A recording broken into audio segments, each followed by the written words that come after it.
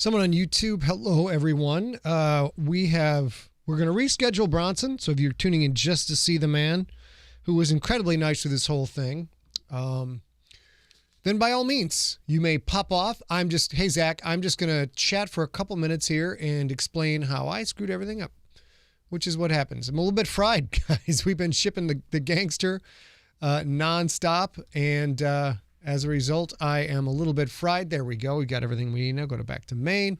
Hello, everyone. Welcome to Monster Week. I'll throw it up on chat. You guys can, we're not going to throw it up on chat. Sorry, because then you can throw it up on chat. I will. So let's see.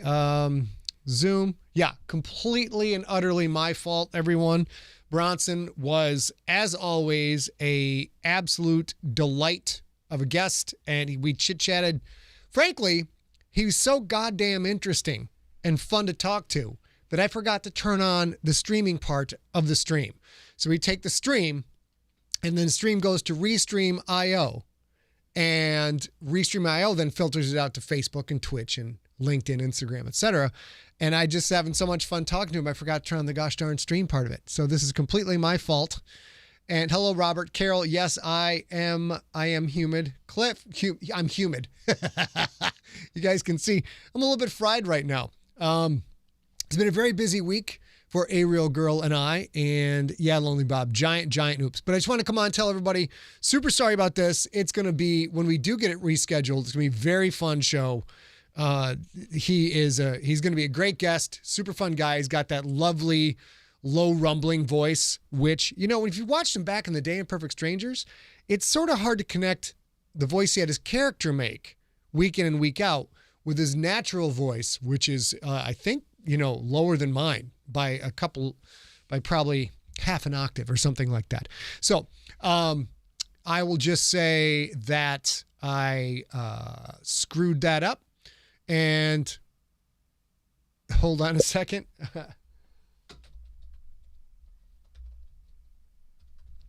So I screwed that up and go back to main. And thank you all for tuning in. This, again, is completely my fault. I'm just bumbling. I'm rumbling, bumbling, stumbling, which is also, I guess, part of the reason we're getting out of the retail biz, the shipping and packing and ordering and lifting of books.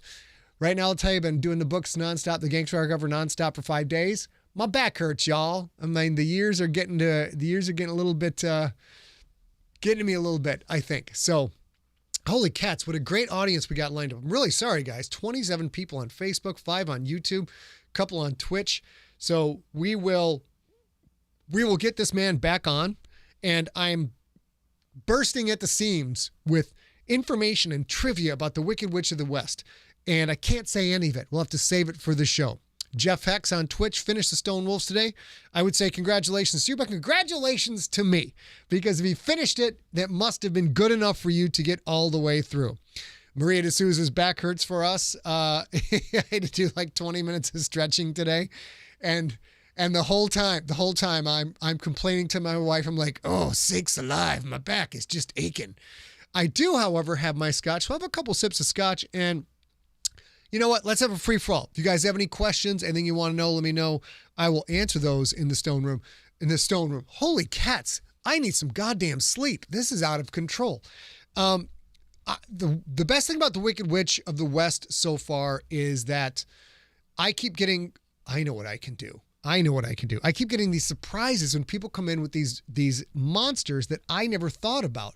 But of course, the Wicked Witch of the West has stood the test of time we're closing in on a century since that movie came out. And that broad is still scary as all get out. But listen to this, you guys. Here's what's coming up. I don't know if I'll have to reschedule this or not, but next week, I'm particularly delighted about this. We're going to have one of my favorite people, Megan Fogarty's going to be on, the Grammar Girl. She decided her villain is Tom Hanks from You've Got Mail because he, the monster that he is, shut down an independent bookstore. That son of a bitch. And when you think about it, You've Got Mail, of course, was a product of the times. Independent bookstores were being shut down, but also a bit prophetic, I think, because I don't think anyone understood just how devastating Amazon and the big box economy would be to small mom and pop bookstores. And a lot of the bookstores that A and I have dealt with over the past 15 years have gone under. So that's going to be really fun. And of course, she is wicked. Megan is wicked smart, very clever, has built this whole empire on the Grammar Girl brand and other brands. And I'm super excited to have her on as a guest. And we're going to rip Tom Hanks up one side to the other. America's pal? I don't think so. I think Tom Hanks shuts down independent bookstores and he's going to burn in hell for that. Then a week after that, this is going to be great. Star Wars author Bonnie Burton, author of many different things, particularly Star Wars crafts books and all this cool stuff. She's just the nicest human being. She's going to talk about killer clowns from outer space. And it looks like I misspelled from. I'm having a hell of a week, you guys. Hell of a week.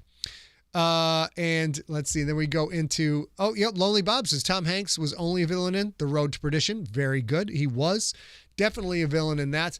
On October 15th, we will not reschedule this one because Mallory O'Meara's new book about the creature from the Black Lagoon will be out that week. So we'll definitely have her on. We'll have a great time.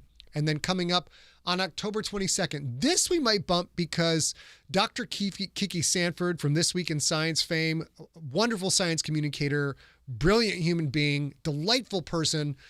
She hasn't decided what her monster is. And I'm having the best time. The best time. Because Grammar Girl couldn't figure out what monster she wanted because she doesn't consume a lot of science fiction and horror. So she didn't really know. She's like, I don't watch a lot of monster movies. I'm not sure who to pick. And we kept working on it. And finally, she came up with this brilliant thing with Tom Hanks. But Dr. Kiki Sanford is a science fiction fan, is a horror fan, is a PhD in the science, and knows a lot of things. I even open up to her. I'm like, if you want to use a real life monster, like the bobbit worm or something like that, we could do that, no problem. And she still can't make up her mind. So we will figure out what that is going to be. Let me go back to Maine, you guys. And I will tell you one little graphic that we were going to use on the show. When Bronson comes on, I'll do it again. The book we're going to talk about is Alien's Phalanx. That is Bronson's, one of his latest works. He's done over 400 audiobooks he's narrated. So we want to talk about a book he narrated called Alien's Phalanx, written by some guy named Scott Sigler. And of course, I try to pimp my own books. It's part of the reason for the show, to try and expose the books to new people who haven't heard of me. So I try to think about Wicked Witch of the West. What's the closest monster I have to the Wicked Witch of the West? And I thought, you know what? She's a powerful, badass broad. I really had to go with Alien's Phalanx, which is narrated by some guy named Bronson Pinchot. So these are the two books that we are pimping this week, you guys. I will say, if you have not listened to the audiobook for Alien's Phalanx, I highly recommend that you spend your Audible credit or spend the bucks. Go get the thing. John, I will expose myself all I want. You can't stop me. Go get Alien's Phalanx and listen. We of course, most of our books are narrated by Ray Porter or myself. Very few of them are narrated by anyone else. A.B. Sigler, of course, has narrated one. She did a great job on Alone. She did a great job on Alone. And when we get all of this book shipping stuff done and get our saddle underneath us, that's not even a phrase. That's how fried I am. Once we get our saddle beneath us again, we're going to see about getting A in there to do some more audiobook recording, maybe for mine, maybe for somebody else. We'll see how it goes. But, so we have very high expectations for audiobook recordings here at Empty Set. Some just incredibly talented people. I include myself in that because, of course. And, everything Ray Porter does is just straight magic. And then we got this one and they're like, well, we're going to bring in Bronson Pinchot. I'm like, are you really for real? Because I didn't know he was an audiobook narrator. I didn't know how accomplished he was as an audiobook narrator. And, oh my God, this will be fun. I'll talk about this for a couple minutes because we won't be able to go into it too much when the Wicked Witch of the West episode comes on because we got a lot of stuff to cover about that bitch, that green bitch. Don't even start with me on that green bitch. And I sent Blackstone Audio, I'm like, here's my number, here's my email. Please, I don't care what time of day it is. If you have any questions, if Bronson has any questions or the director has any questions, whoops, well, now we've lost a camera. This is just out of control, you guys. What's going on? There we are. If you have any questions whatsoever, please feel free to contact me. And Bronson did, I would say, we probably had 50 conversations, most of them by text, most of them coming in about 3 o'clock in the morning, because he likes to kind of, Hunter S. Thompson stroll into the studio at a time that's reasonable for him, fire up the mic, and go ahead and do his craft. And we would get texts at all hours of the day and night. It's like, what do you think? What do you think Crean would do here? What do you think about Ahalia would think about this? What's the relationship between Ahalia and this character? And it was so much fun. So at this point, hello, Mike. At this point, I was, had kind of gotten over myself by trying to be hands-on and over-direct the director and micromanage the producer or the director on site working with the narrator. So now, largely thanks to A Real Girl, I'm much better at just like sit back, provide all the help I can, make sure everyone knows I'm there if you have a question. Because if there is a question, I would rather them know that this friendly face is waiting to answer that question. So they're encouraged to go to the source. And Bronson and Blackstone did that and was able to really provide some insight from the creator that I think helped him dial things in.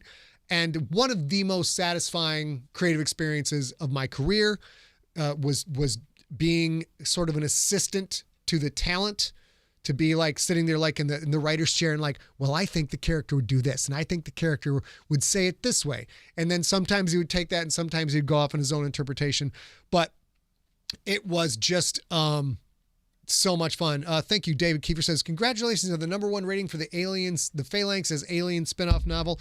It's done extremely, extremely well. It's done very well on Kindle. It's sold out in hardcover. They only did one limited hardcover run. I believe I don't know what printing they're on a paperback, but it is sold better than they expected. It is done extremely well for an Alien spinoff book. And we will talk more about the audiobook when I have the lovely Mr. Pinchot back on. But it has won a couple of awards. It is done. It's just been a highlight of my career. Super fun from top to bottom. And Bronson is a big part of that. So I will go back to chat since we're near the end of our broadcast time that was scheduled. If I hadn't screwed things up. And listen, I just started. I've had 2 sips of the scotch. It's not the scotch. It's the moving all of the big boxes of books. In case you guys haven't noticed or haven't heard, we are shipping The Gangster.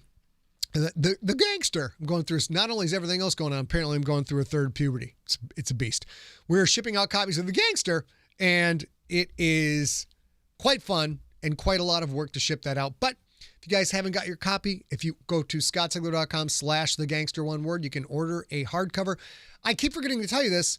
Some of you don't know this.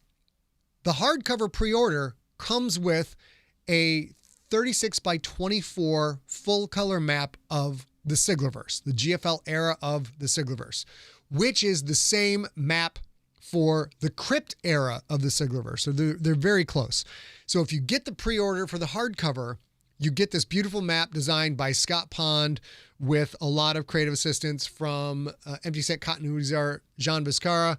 And it's so cool. I don't have one yet, but gosh darn it, I want one. I'm probably going to have one framed in every room.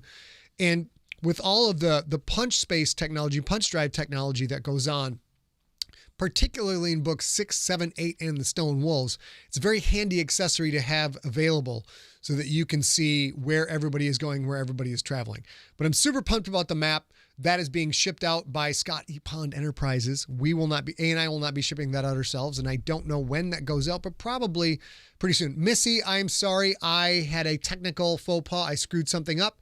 Bronson was on. He was right on time, ready to go. I screwed it up, so we will be rescheduling. We'll have him on at another time. Very sorry about the inconvenience, and but we will definitely get him back on because we're super excited to have him on as a guest. Great dude, talented dude, and of course the narrator of this book, Aliens Phalanx. So if you came just to see Bronson, please follow me at Scott Sigler on Twitter and at Scott Sigler on Instagram and Facebook.com/Scott Sigler. Please give me a follow so that I can let you know when we will be having him back on again. Not sure when that is.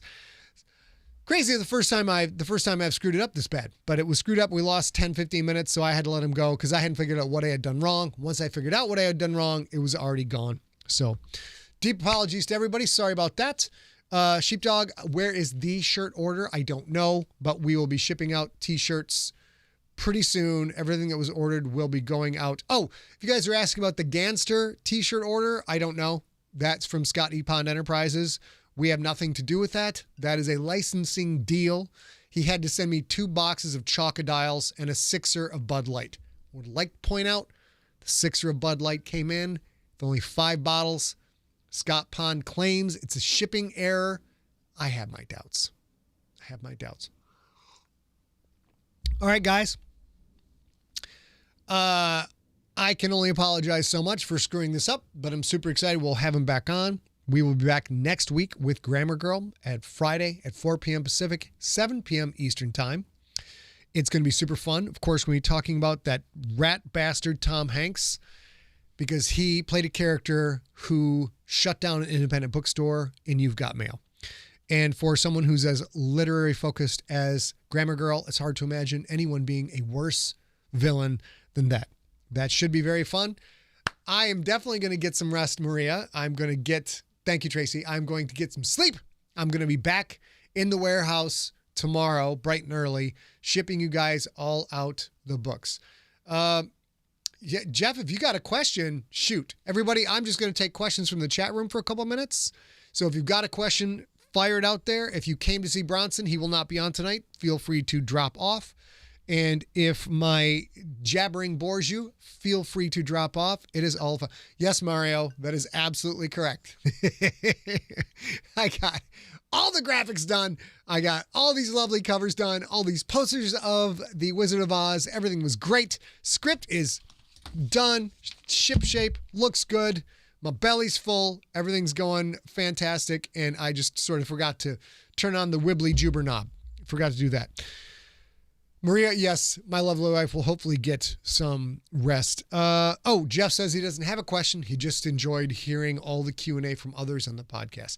The Gangster Q&A was super fun. It is available in your podcast feed. You can also go watch it at youtube.com/Scott Sigler. You can watch it. It's still up on twitch.tv/Scott Sigler. We need 2 episodes, an hour long each, of questions from y'all for the Gangster. And yeah, that's about it.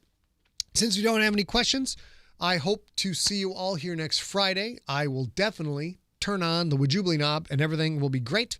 I am now going to go watch a movie with a real girl. There is a property that we have, and it is getting a tiny, tiny bit of interest for a TV show. And when I say a tiny bit, ladies and gentlemen, I mean somebody just said, hey, what about this? And now we go through the process.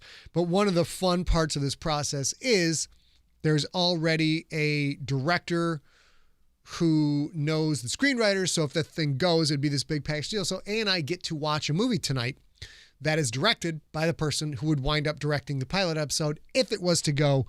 And of course, it probably will not go. But it is very fun. This part of the process is super fun, because a lot of times it makes A and I watch a thing we would have never watched otherwise. And that's delightful. It's delightful to watch, get to know more creative people, and get to know there's so much behind directing and producing and putting out a TV show, putting out a movie. It's an incredibly, incredibly complicated assemblage of moving parts. It's an assemblage. I said that. I can't tell you, Marie, I'm not allowed to say at this time, but, so I can't say here because I said all the things I said, but who knows? A tweet might sneak out in a couple days. Just keep an eye out at Scott Sigler, and maybe you'll see. So I will now go hang out, and actually I'm now off to record the intro for the very first episode of The Stone Wolves, the podcast of which begins this coming Sunday. It starts in 2 days on September 26th. Super excited to bring this to you. A and I worked really hard on the Stone Wolves. Steve, the Iceberg, Ricky Berg worked very hard on it. A book would not have come out without John Viscara, the continuity czar, because as you can see from this addled brain, sometimes a Bubba needs a helping hand. Know what I'm saying? Sometimes a little bit of help to get things done. So peace out, Mrs. Chick. Yes, you are definitely going to get to see Bronson. I will reschedule Bronson once again. I had a technical issue and we will reschedule him. He was delightful through the whole thing. Not upset at all. He's like, just reschedule it. Everything will be fine. So when he comes on the show, I assure you, he is everything you've been waiting to see. Wonderful dude. Very excited about it. Guys, that is it from me for this week. I'm going to go watch a movie, have some fun. You are all fantastic. We will see you. I think we have a Sigler in Place on Wednesday. If we're done with the book, I don't know. But otherwise, I'll see you next Friday for Grammar Girl talking about Tom Hanks in You've Got Mail. Good day, y'all. Have a good one.